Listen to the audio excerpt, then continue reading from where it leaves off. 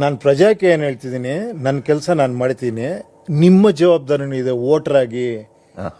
At least ನೀವು ಹೇಳ್ಬೋದು ಆ ಥರ ಯಾರು ನಮ್ಮಲ್ಲಿ ಇಂಟೆಲಿಜೆನ್ಸೇ ಇಲ್ಲ, ಏನು ಜನ ಯಾರು ಸರಿ ಇಲ್ಲ. ಬುದ್ಧಿವಂತರೇ ಇದ್ದಾರೆ, ಜನ ತುಂಬಾ ಇದ್ದಾರೆ, ನಾನು ನಂಬಿಕೆ ಇದೆ, ಯಂಗ್ಸ್ಟರ್ಸ್ ಇದ್ದಾರೆ. ನಾನು ಅಂಥವ್ರಲ್ಲಿ ಕಳ್ಕಳಿಯಾಗಿ ಹೇಳ್ತೀನಿ, ನಿಮ್ಮ ಜವಾಬ್ದಾರಿ ತುಂಬಾ ಇದೆ. ನಾನು ಹೇಳಿ ನೀವು ಖರ್ಚು ಮಾಡ್ಬಿಡಿ ಅಂತ ಹೇಳ್ತಾ ಇಲ್ಲ, ನಿಮ್ಮ ಟೈಮ್ ವೇಸ್ಟ್ ಮಾಡ್ಕೊಂಡು ಮಾಡ್ಬಿಡಿ ಅಂತ ಹೇಳ್ತಿಲ್ಲ.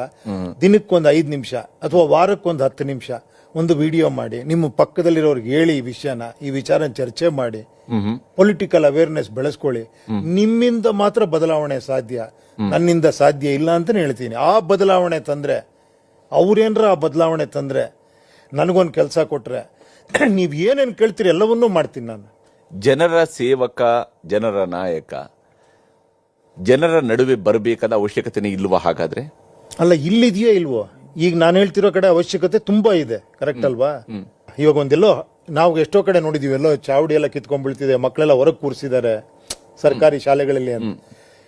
ಹಂಗಂತ ಚೆನ್ನಾಗಿಲ್ಲ ಅಂತಲ್ಲ, ಅದ್ಭುತವಾದ ಶಾಲೆಗಳು ಇದೆ ನಮ್ಮ ಕರ್ನಾಟಕದಲ್ಲಿ, ಚೆನ್ನಾಗೂ ಮಾಡಿದ್ದಾರೆ. ಎಲ್ಲೋ ಒಂದ್ ಕಡೆ ಚೆನ್ನಾಗಿ ಇಲ್ದಿರೋ ಕಡೆ, ಯಾಕಂದ್ರೆ ಎಲ್ಲವೂ ಚೆನ್ನಾಗಿದ್ದ ಬದಲಾವಣೆ ಬಯಸದೇ ಇಲ್ಲ ನನ್ನ ಪ್ರಕಾರ ಜನ. ಹೌದು.